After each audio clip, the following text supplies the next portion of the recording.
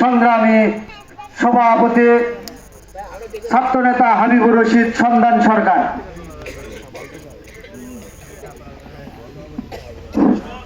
ধন্যবাদ।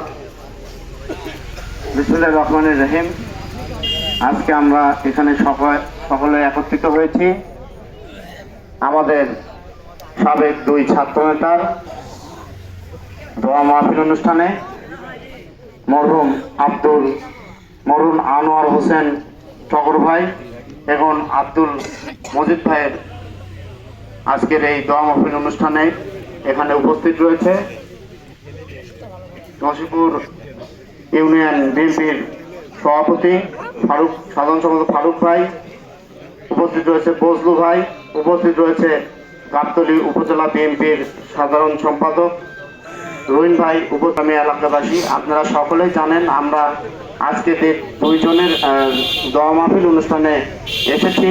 তারা দুইজনই আমাদের বিএনপি দলের সমর্থক এবং নেতা ছিলেন এবং তারা এই এলাকার জন্য এবং দেশ এবং রাষ্ট্রের জন্য তারা অনেক কিছুই করেছে, তাদের অবদান রয়েছে। আমরা সকলে ঐক্যবদ্ধভাবে আমাদের নেতাকর্মী এবং আপনারা সহ তাদের পরিবারের দিকে খেয়াল রাখবো এরকম আশাবাদ ব্যক্ত করছি। এবং আপনারা বাংলাদেশের প্রেক্ষাপট যে দীর্ঘ 17 বছর বাংলাদেশের যে অন্যায় অত্যাচার এবং খুনি হাসিনার যে সরকার বাংলাদেশে জুলুমবাজ একটা সরকার বাংলাদেশে প্রতিষ্ঠিত হয়েছিল, সেই জুলুমবাজ সরকারকে বাংলাদেশ থেকে উৎখাত করতে সাধারণ ছাত্র এবং জনতা ঐক্যবদ্ধভাবে বাংলাদেশ থেকে তাদেরকে বিতাড়িত করেছে এবং এই বিতাড়িত করার ফলে আজকে আমরা ওপেন এই যে রাস্তার পাশে আপনারা একটা অনুষ্ঠান করছেন, এরকম একটা অনুষ্ঠান করা সম্ভব হচ্ছে। কিছুদিন আগেও বাংলাদেশে এমন একটা পরিবেশ তৈরি করেছিল, মসজিদে তারা হামলা করেছিল,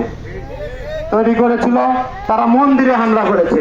তারা এমন কোনো জায়গা নেই যেখানে তারা দলীয়করণ করে নেই, এমন কোনো জায়গা নেই যেখানে তাদের আওয়ামী লীগের সন্ত্রাসীরা হামলা করেনি। আপনাদের এলাকায় আপনারা সকলে জানেন, আপনাদের এলাকায় এমনও সমস্যা আছে যেখানে এক্সকেভেটর বাজাচ্ছে, মাটি সব তুলে নিয়ে গেছে কিনা। এই আওয়ামী লীগের সন্ত্রাসীরা তাদের কার্যকলাপের মাধ্যমে বাংলাদেশের মানুষের মন থেকে তারা একদম দূর হয়ে গেছে। বন্ধুরা, আপনারা সকলে ঐক্যবদ্ধ থাকবেন। এটা গাবতলী জিয়া পরিবারের একটা বাড়ি। এখানে শহীদ প্রেসিডেন্ট জিয়াউর রহমানের বাসা। সামনে শহীদ প্রেসিডেন্ট জিয়াউর রহমানের জন্ম যদি না হতো বাংলাদেশ স্বাধীন হতো কিনা এটা সন্দেহ আছে বন্ধুরা। কারণ বাংলাদেশ যখন 1971 সালে ওই টাইমকার রাজনৈতিক সংগঠনের নেতৃবৃন্দ গা ঢাকা দিয়ে এবং একজন ইচ্ছাকৃতভাবে পাকিস্তানি হানাদার বাহিনীর কাছে আত্মসমর্পণ করে পাকিস্তানে তারা নির্বাসনে গেছে, সেই টাইমে বাংলাদেশ কোন দিকে যাবে, বাংলাদেশের ভবিষ্যৎ কি হবে, বাংলাদেশে এত জনগণের ভবিষ্যৎ কি হবে, এই কথা চিন্তা না করে তারা বাংলাদেশ থেকে পালিয়ে গেছিল বন্ধুরা। ঠিক সেই সময় বাংলাদেশের মানুষের হাল ধরে শহীদ প্রেসিডেন্ট জিয়াউর রহমান এবং তার জীবনের কথা চিন্তা না করে সে সরকারি একটা কর্মচারী থাকা সত্ত্বেও সে বাংলাদেশের ওই টাইমকার সরকারের বিরোধিতা করে মনে করেন স্বাধীনতার ঘোষণা দিয়েছে। বাংলাদেশকে সকলকে ঐক্যবদ্ধভাবে স্বাধীনতা যুদ্ধে ঝাঁপিয়ে পড়তে সে ঘোষণা দিয়েছে বন্ধুরা। পরবর্তীতে সে সরকার গঠনের পর বাংলাদেশের মানুষকে সাথে নিয়ে সে দেশ গঠনের কাজে ব্যস্ত হয়ে পড়েছিল। বাংলাদেশ আবারও একটি বিপদে পড়েছিল, সেটা 1990 সালে।